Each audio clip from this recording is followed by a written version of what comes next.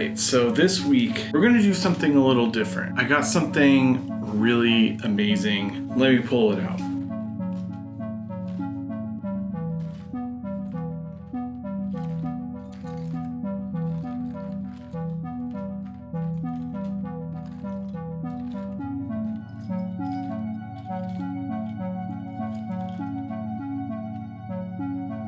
So I've been DMing and one of the guys said that he found some Warhammer under his house. Apparently he cleaned out a hoarder's house and they had all this stuff. And honestly, I'm kind of at a loss for words because there's just so much of it. Out of necessity, I think we should go through it together. And I got a couple toolboxes. And I might need more now that I'm looking at it. And I'm just gonna organize things from sci-fi to fantasy. Oh, actually, I think I have a good idea for the fantasy box.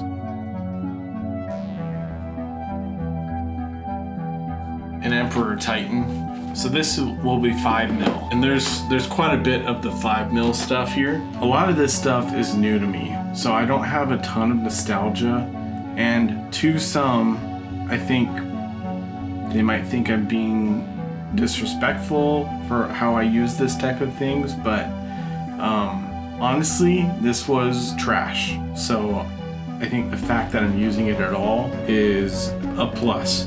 But take a look at these.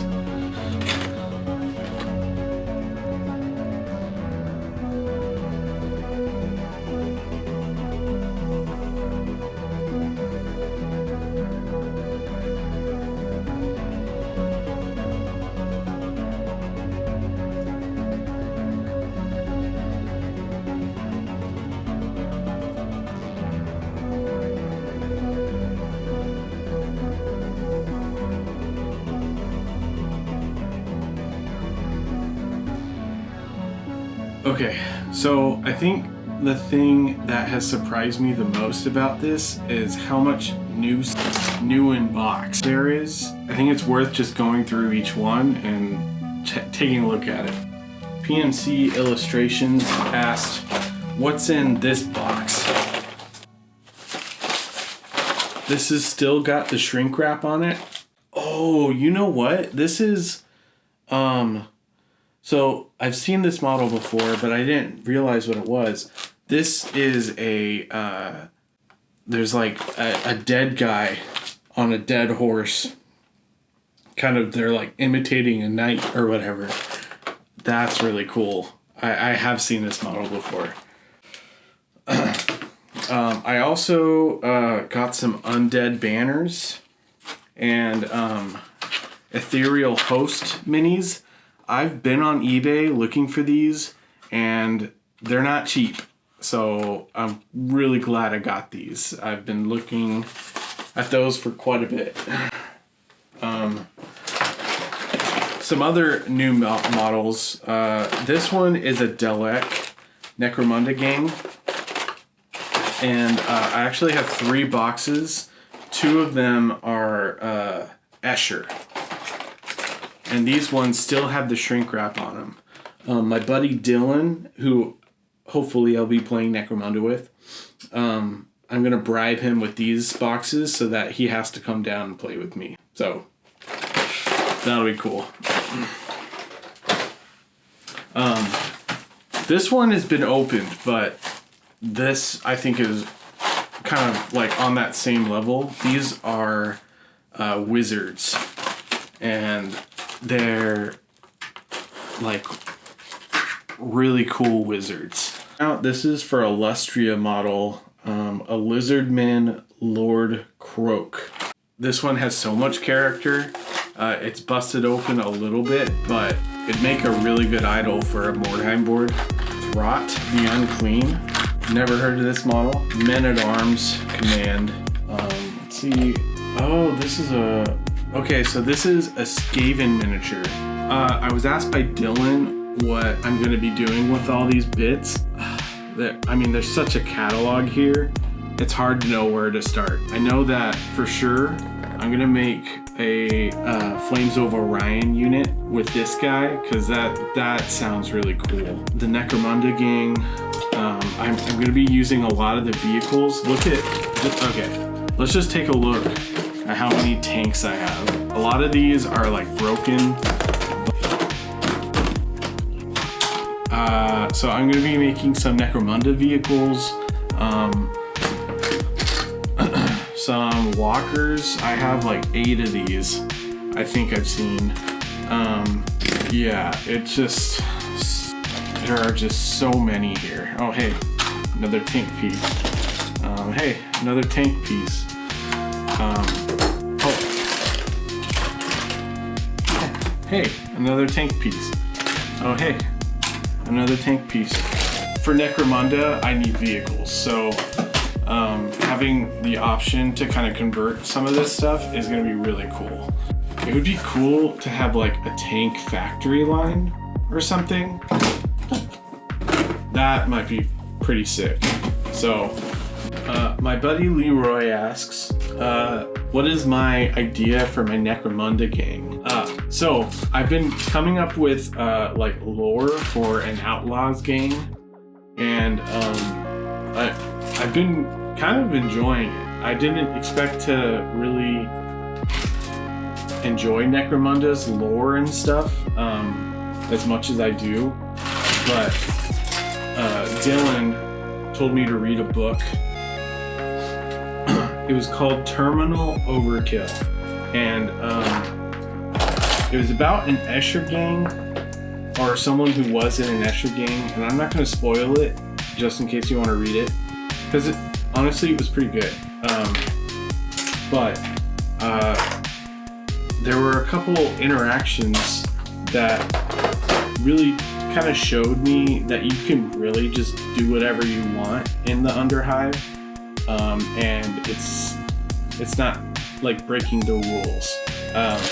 For me, I felt like the Underhive was kind of a box I didn't really know how I would fit in, and so once I kind of realized that I could just do whatever, it made me feel really confident that I could just have fun with it, which was super helpful. Next question is, what's the best way to learn Warhammer? And that's honestly a really good question. I think it probably would depend on you as a person, more than you might think. I learn better with other people explaining it to me. I'm not a fantastic reader, and rules is not English, and it takes a while to understand like the jargon that you need to know to like be able to understand how games work. And as a person who started out playing Dungeons and Dragons, it's similar, but it's not the same. And so there was a huge learning curve. So I would say, if you're that type of person, try to find a group or find a friend to help tackle it. If you can't, that's not to say you can't learn it. I found that printing out a quick start guide, or a quick reference guide actually, was the best way for me to learn turn sequence, just like basic rules, and inevitably I always forgot to cast spells, but eventually I'm getting better at it. And having my son just sit there and like absorb the rules and say, oh hey, you forgot this, like he's 9 and he can kind of understand the rules, so hopefully that's a boost of confidence and not like a dig or whatever. But I think you could figure it out. The nice thing is it's a game that's been around for so long that there are videos on how to play it, and basically every rule that might need a question has an answer. I don't know if it's the answer, but that kind of helps, I think. Dang, these are so tiny. Oh, man. Look at these. Oh my gosh. These are going to be epic gargoyles for the tower. Hey, look. Another tank bit.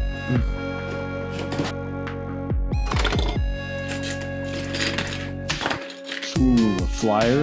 That's cool. So, South of Heaven asks, what's my favorite game? And since he asked, it's definitely Flames of Orion. But since you're here, I should definitely say Mordheim so far is my favorite game. Oh, cool.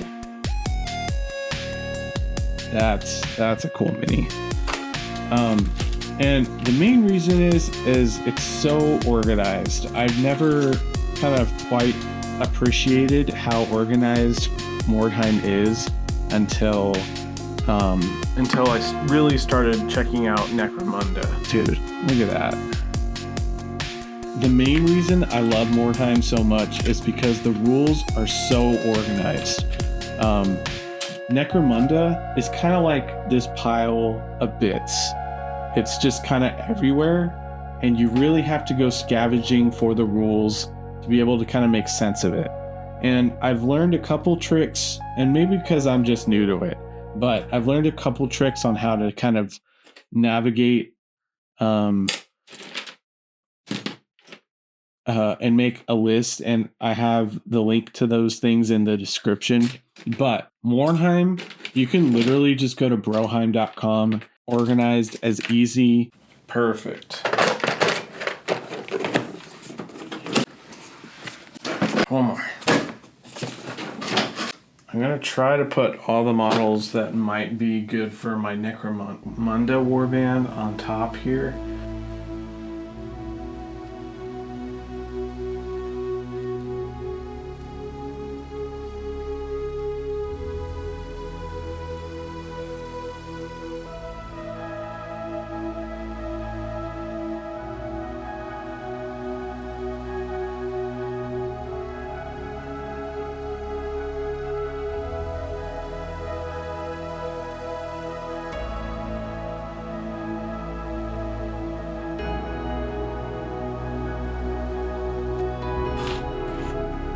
This one I thought was really cool.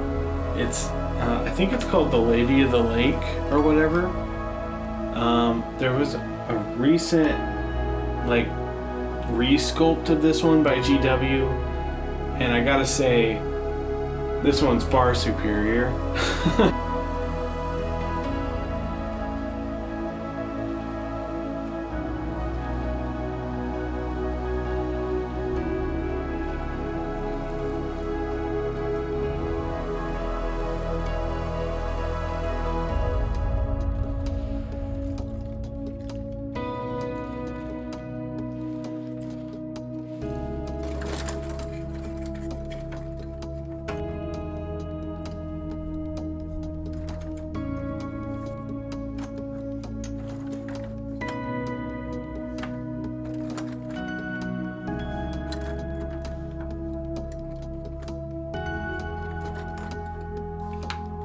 Oh, hey, look, more tank bits. As soon as I saw this miniature, it needs to become a Flames of Orion unit. So I'm gonna make like a Warhammer Epic style unit. In order for it to kind of match my existing stuff, I have to do some modifications for sure.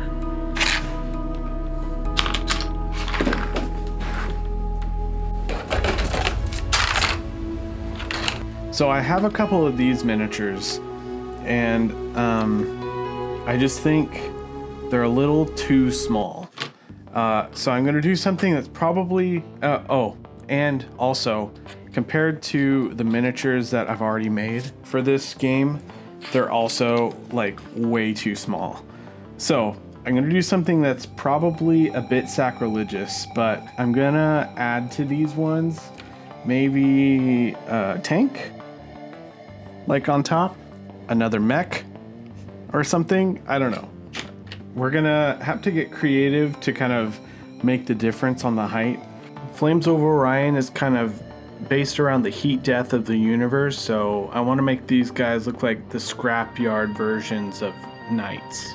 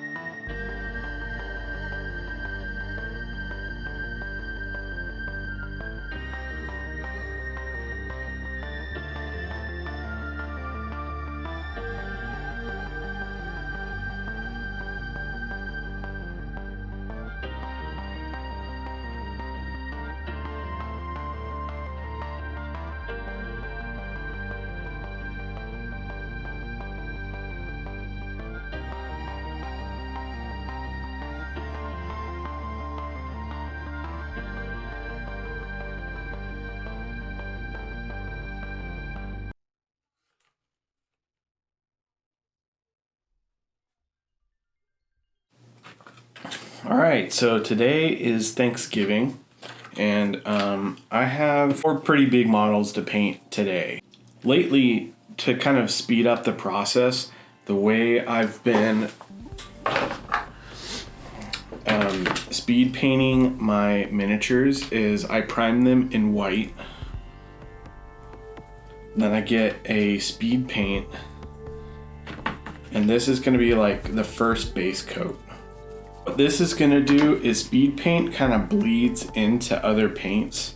So I have paint markers that I'm going to be taking to Thanksgiving. So that's going to be perfect. I got a couple more to do. And then I think we'll catch back up after Thanksgiving. So yeah. As someone who primarily up till this point has done fantasy stuff, it has been really fun to kind of branch out into different like realms to kind of try something new. This channel is to document my hobby. I'm Summon Lesser Maker. 90% of making for me is problem solving. I'm sure everyone's like seen like an actor in a film and gone, man, what's that person's name? And then you can't think of it, and as soon as you go on to that next thing, you're like, oh, that's so obvious. I knew that actor the whole time. And it was at the tip of my tongue. But as soon as you change subjects, like your mind is open to kind of like put this one on the back burner, and then that problem gets solved just kind of while you're doing something else. And that's something I learned that I need. So is only there when you prevent yourself from going to the thing you want to do. And if you want to do something else, do it. Or you're blocking yourself, you're getting in your own way. So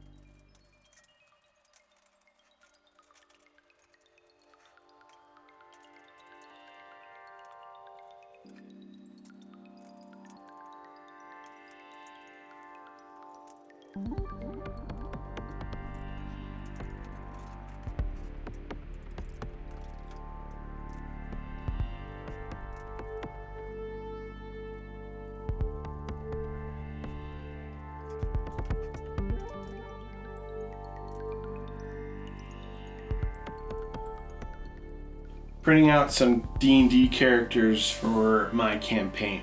While I'm doing this, I thought I might as well kind of give you an update on how it's going. Because honestly, I'm surprised that I haven't messed it up yet. Yeah, so basically the whole theme for the campaign is order versus chaos and why order is bad.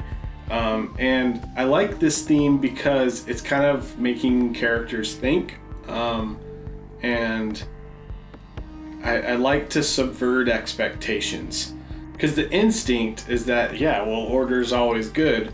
But when you have chaos, which is kind of equally chaotic amongst any person or peoples, it just makes you think a little bit about, like, well, is it good? Because in order, there are loopholes, there are gray areas, and how do you define those? In chaos, it's chaotic, like it's black and white. It's either this or it's that. And so it's been kind of fun to play against that trope a little bit. You know, it's cool to like finally see miniatures in person that you've never seen in real life. It really puts things into perspective. I would personally never buy this type of stuff, but now that I have it in front of me, it's pretty cool. And I know it's really different than my normal aesthetic that I like to kind of play with, but I really enjoy experimenting and making things that I don't like into things that I like.